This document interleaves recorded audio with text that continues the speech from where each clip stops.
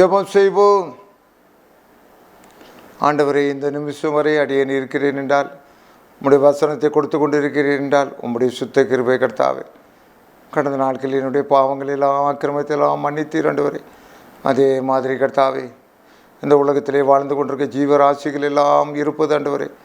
அநேக வீடுகளிலே கர்த்தாவே, அநேக நபர்கள் இருப்பது உம்முடைய சுத்த கிருபை ஆண்டவரே. எங்களுடைய அக்கிரமத்தை நீர் எண்ணவில்லை, எங்களுடைய மீறுதல்களை தொலைத்து போட்டீர் ஆண்டவரே. அதனால் அல்லவா நாங்கள் பிழைத்திருக்கிறோம் கர்த்தாவே. இப்பொழுது கர்த்தாவே, இனி வரப்போகிற நாட்களை நாங்கள் பயபக்தியுடன் கழிக்க, தெய்வீக சிந்தையோடு கழிக்க, உமக்கு பயந்து வாழ எங்களுக்கு கிருபை தருவீராக. உம்மை தேடுகிற எல்லா ஆத்மாவையும் ஆசீர்வதிப்பீராக. இந்த 2 நாட்கள் இன்னும் அதிகமாக உம்மை கிட்டி சேர உதவி புரிவீராக. இயேசு மூலம் வேண்டுகிற நல்ல பிதாவே, ஆமேன் ஆமேன். சங்கீதம் 90:12. நாங்கள் ஞான இருதயம் உள்ளவர்களாகும்படி எங்கள் நாட்களை எண்ணும் அறிவை எங்களுக்கு போதித்தருளும். 10வது வசனம். எங்கள் ஆயுசு நாட்கள் 70 வருஷம், பலத்தின் மிகுதியால் 80 வருஷமாயிருந்தாலும் அதன் மேன்மையானது வருத்தமும் சஞ்சலமுமே. அது சீக்கிரமாய் கடந்து போகிறது, நாங்களும் பறந்து போகிறோம். 9வது வசனம். எங்கள் நாட்களெல்லாம் ஒரு கோபத்தால் போய்விட்டது, ஒரு கதையை போல் எங்கள் வருஷங்களை கழித்து போட்டோம். நாட்கள் என்ன அருமையான தத்துவம் இந்த சங்கீதம் 90 சொல்லப்பட்டிருக்கிறது. கர்த்தருக்குள் அருமையானவர்களே, இந்த சங்கீதம் 90 சொல்லப்பட்டிருக்குது, எங்கள் நாட்களை என்னும் அறிவே தாங்க. ஐயா, உனக்கு பெரிய டிகிரி படித்து அடுத்தபடியாக ஏதாவது பெரிய ஆராய்ச்சி பண்ணி பெரிய லெவலில் வந்துடலாம் ஒரு எண்ணம் இருக்குது. எப்படியாவது அப்படி இப்படி பிடிச்சி எடுத்து ஒரு எம்சி ஆகி, அப்புறம் தாப்பாக எம்சி ஆகி, அப்புறம் எம்எல்ஏ ஆகி, அப்படி ஏதாயிலும் ஒன்று செய்யலான்னு உனக்கு என்ன இருக்குது? உனக்கு அடுத்தபடியாக பக்கத்து வீட்டுக்காரன் எப்போ ஏமாற மாட்டான், அவன் சொத்தை எப்போ அபகரிக்கலாம், உனக்கு ஏதாவது கஷ்டம் இருந்தால் உடனே துட்டை கொடுத்து ஒரு அமுக்கலான்னு உனக்கு ஒரு எண்ணம் இருக்குது.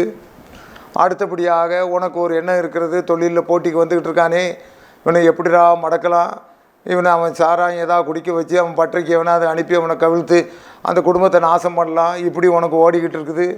என்ன ஒருத்தனுக்கு ஓடிக்கிட்டு இருக்குது, என்ன ஒருத்தனுக்கு இரவல் பேண்டை சட்டை வாங்கி போட்டு ஏதாவது பிள்ளையை கலெக்ட் பண்ணி ஏதாவது சொத்து அடைஞ்சிடலாமா, இப்படியும் ஒரு சில பேருக்கு ஓடிக்கிட்டு இருக்குது. நிறைய பேருக்கு நிறைய விதமாக ஓடிக்கொண்டிருக்கிறது.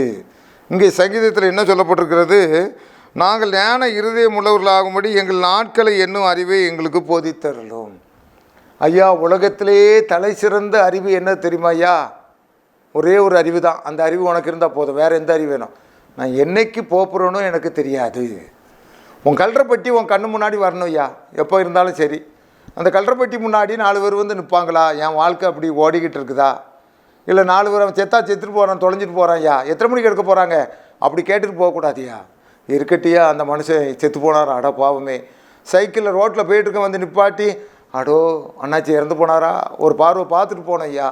எங்கள் நாட்களை என்னும் அறிவை எங்களுக்கு தாங்க. ஐயா, பழத்தின் மீதில் 80 இருந்தாலும் போகிறது தானே ஐயா. டிக்கெட் வாங்குறது தானே. நீ இருக்கியா போகிறா? நீ 100 கிலோ கோல்டு வச்சுக்க, இல்லை தங்க புஷ்பமாகவே சாப்பிட்டுக்க, இல்லை டாக்டர் 24 நேரமும் டாக்டரை வச்சுக்க, இருக்கியா போகிறா? போகிறா ஐயா, நீ போகிறா. நீனும் நானும் போகிறேன், நானும் அப்படி தான் போகிறேன். நான் 90 வயசில் நான் போயிடுவேன், இருக்க மாட்டேன். ஆனால் நாட்களை என்னும் அறிவே எங்களுக்கு தாங்க. ஐயா, சும்மா வாயும் கையும் நீட்டிட்டு அலையாத ஐயா, எளியவனை கஷ்டப்படுத்தாத ஐயா. ஒரே ஒரு வாழ்க்கையா. முதலாவது உன் அண்ணன் தம்பியை நேசியா, உன் அக்கா தங்கச்சிக்கு உதவியா. உன்னை பெற்று வளர்த்த தாயை எங்கே பட்டினி போட்டுட்டு ஊருக்கு நன்கடை கொடுத்து என்னையா பிரயோஜனம்?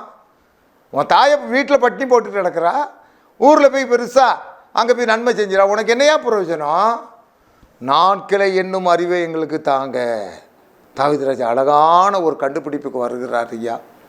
அழகான ஒரு கண்டுபிடிப்பு. ஒவ்வொரு மனிதனுக்கும் இருக்க வேண்டியது என்னன்னா, அநித்தியமான இந்த உலகத்திலே ஆண்டவர் ஒரு வார்த்தை சொன்னார் ஐயா, முக்கியமான வார்த்தை. பொன் எழுத்துக்களாக பொறிக்கப்படணும். திருச்சினா அதுக்கு முந்தி இந்த எழுத்து இருக்கணும், தூத்துக்குடினா அதுக்கு முந்தி இந்த எழுத்து இருக்கணும். அவன் ஒவ்வொரு ஊருக்கு போக முந்தி அந்த எழுத்துக்கள்லாம் இருக்கும். மனுஷன் உலகம் முழுவதையும் ஆதாயப்படுத்தினாலும் தன் சொந்த ஜீவனை நஷ்டப்படுத்தினால் அவனுக்கு லாபம் என்ன? இன்றைக்கு ஏசியா அந்த உலகத்துக்கு வந்தார். ஒரே ஒரு வாழ்க்கை தான், வாழ்க்கையில் ஒன்றும் இல்லை தான் இருக்கியா. ஒரு விஷயம் இருக்குயா, ஒரு விஷயம் இருக்கு. இந்த கர்த்தராகிய இயேசு கிறிஸ்துவை ஏற்றுக்கொள்கின்ற போது நான் மரணம் அடைகின்ற வேளையிலே, அடுத்த வேளையிலே எனக்கு நித்திய ராஜ்யம் இருக்குது. அதுக்கு தான் எம்பெருமானாகிய இயேசு கிறிஸ்து இந்த உலகத்துக்கு வந்தார். என்னென்றே வாருங்கள், நான் உங்களுக்கு இளைப்பாறுதலை தருவேன், நான் மறு உலகத்தை உங்களுக்கு காட்டுகிறேன், மறுமையிலே கொண்டு சேர்க்கிறேன். கல்லறையிலே அடிபடுகின்றார், ஆண்டவர் நொறுக்கப்பட்டு கொண்டு இருக்கிறார். இந்த உலகத்திலே யாருக்கும் கிடைக்காத ஒரு ஞானம், வலது பக்கத்திலே அறைப்பட்டு கொண்டிருக்க, ஆண்டவர் பக்கத்திலே அறை உண்டு இருந்த ஒரு வலது பக்கத்து அன்பான சகோதரருக்கு ஒரு ஞானம் கிடைத்தது. அவர் சொன்னார், ஆண்டவரே உம்முடைய ராஜ்யத்தில் வரும்போது என்ன நினைத்தருளுங்க ஐயா. நாட்களை எண்ணுகிற அறிவு அவருக்கு தாயா உலகத்தில் இருந்து, பேதுருவுக்கு இல்லையா. பேதுருவுக்கு இல்லை, 12 சீசர்களுக்கும் இல்லை. ஆனால் அந்த சீசனுக்கு இருந்து என் நாட்களை எண்ணுகிற அறிவு. அவன் சொன்னான், உம்முடைய ராஜ்யத்தில் வரும்போது என்னை நினைத்தருளுங்க, இன்றைக்கு நீ என்னோடு கூட பரதேசில் இருப்பாய். ஆண்டவர் 2வது வார்த்தையா, அந்த வார்த்தை ஆசீர்வாதமான வார்த்தை. நாட்களை எண்ணுகிற அறிவு அந்த கல்லனுக்கு இருந்து, எனக்கு கொஞ்ச நேரத்தில் உயிர் போப்புது, எங்கே போகிறோம்? இந்த ஆண்டவர் பின்னாடி நான் போகிறேயா, இந்த ஆண்டவர் பின்னாடி நான் போகிறேன். அவர் எனக்கு நித்தியராஜ்யத்தை வச்சிருக்கிறார். இந்த அறிவு உனக்கு இருக்குதா? நீ பைபிளை 500 தடவை கரைச்சி குடி, முட்டங்காலில் 50 மணி நேரம் நெல். இந்த நித்திய ராஜ்யத்தை போயிட்டு என்ன இருக்குதாயா? எனக்கு என்ன இருக்குது? என்றைக்கு நான் செத்த பரலோகராஜ்யம் போவேன்யா, அடித்து சொல்கிறேயா, ஒன்றும் தப்பு இல்லையா, நான் பரலோகராஜ்யம் போவேன். அருமையானவர்களே, இந்த நாட்களை எண்ணுகிற எண்ணத்துக்கு நீங்கள் வாங்க. கர்த்தர் உங்களையும் என்னை ஆசீர்வதிப்பாராக. ஜெபம் செய்வோம். ஆண்டவரே, நாட்களை எண்ணுகிற ஆண்டவரே, உங்களுடைய நித்திய ராஜ்யத்தை எண்ணுகிற எண்ணத்தை எங்களுக்கு தாங்க. ஆண்டவர், உலகத்தில் வாழ்கிற நாட்களெல்லாம் பஞ்சம், பசி, ஆண்டவரே பணம், ஆண்டவரே பிணம், அதெல்லாம் நினைத்து கொண்டிராதபடி கர்த்தார் நாட்களை எண்ணுகிற அறிவை எங்களுக்கு தாங்க. அது என்ன அறிவு ஆண்டவரே? நித்திய ராஜ்யம் ஆண்டவரே. அது யார் தர முடியும்? நீர் ஒருவர் தான் தர முடியும் ஆண்டவரே. என்னுடைய இந்திய தேசத்தில் எல்லாரும் நித்திய ராஜ்யத்துக்கு வந்து சேரவிட்ட கர்த்தார். ஆண்டவர், பிரசங்கம் பண்ணுகிற நான் எந்த விதத்திலும் நரகத்துக்கு போய்விடாதபடி எனக்கு நித்திய ராஜ்யம் இருக்குது, அந்த நம்பிக்கை இருக்குது ஐயா. அதற்காக உமக்கு நன்றி செலுத்துகிறேன். தொடர்ந்து எங்களை வழி நடத்துவீராக. இந்த நித்திய ராஜ்யத்துக்கு நேராக ஓட கிருபை தருவீராக. இயேசு மூலம் வேண்டுகிற நல்ல பிதா, ஆமென்.